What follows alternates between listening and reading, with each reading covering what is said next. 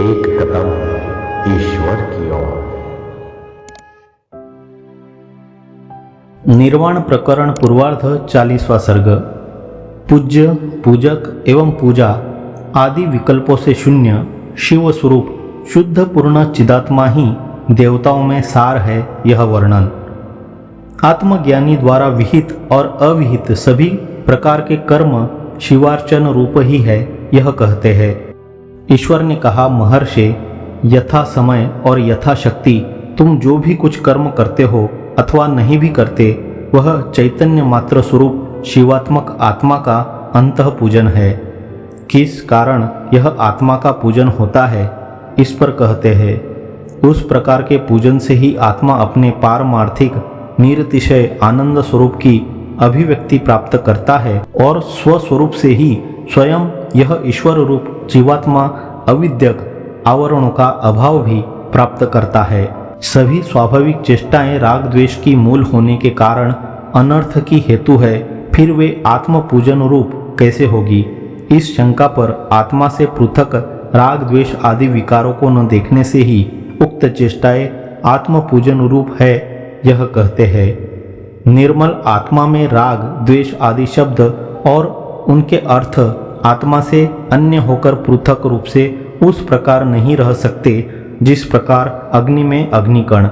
महर्षि, अपने और पराय संपत्ति, दरिद्रता अर्थात दीनता, सुख दुख, भूख प्यास आदि का जो जो वेदन रूप यानी अध्यारोपण रूप समर्पण है, वह सब इस आत्मदेव का पूजन ही है।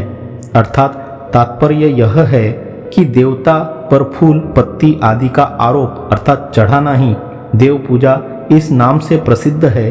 प्रकृत में भी उसी प्रकार जानना चाहिए। ऐसी स्थिति में आकाश आदि स्वरूप एवं जागृत आदि स्वरूप विश्व का जो अध्यारोप है, वही शिव स्वरूप आत्मा का प्रत्यगात्मा का पूजन है।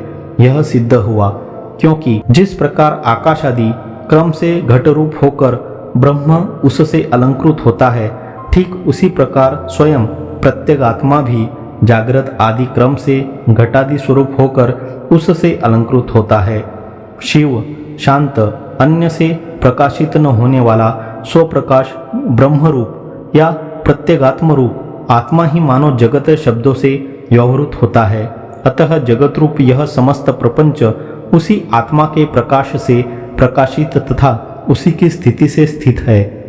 अत्यंत आश्चर्य है कि प्रत्यगात्मा ही अपने भीतर का मानो अपना वास्तव स्वरूप भूलकर और जीव आदि के स्वभाव को अपना स्वभाव समझकर घट पट आदि जगत के रूप में व्यवस्थित है।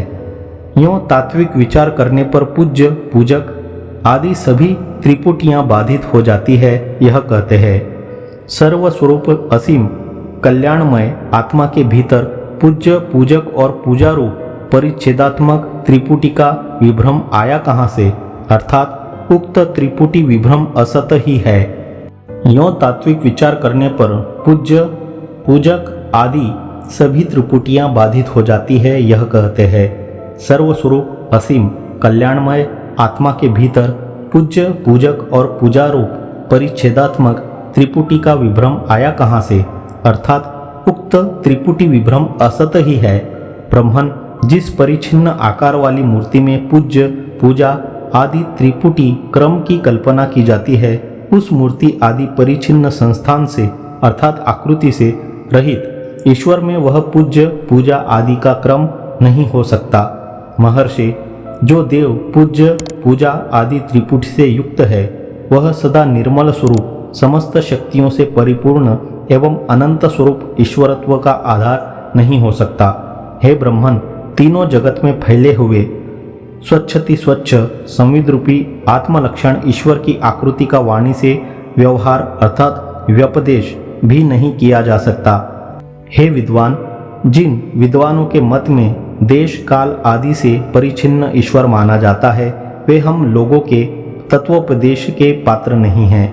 इसलिए उनकी परिच्छिन्न दृष्टि का परित्याग कर और अपनी इस अपरिच्छिन्न दृष्टि का अवलंबन कर सम निर्मल मन, शांत, राग शून्य, स्वच्छ और खेद शून्य बुद्धि युक्त होकर तुम विधिवश प्राप्त हुए सुख दुख, शुभ अशुभ आदि कामोपभोगों से आत्मदेव की पूजा करते हुए स्थित रहो।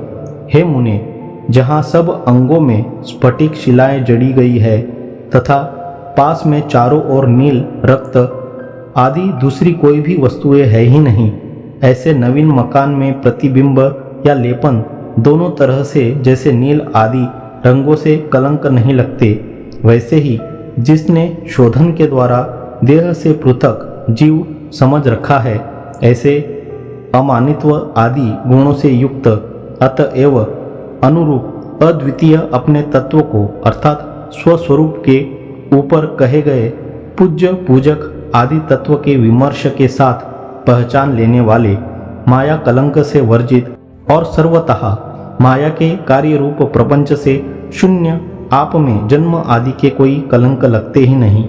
40वां सर्ग समाप्त।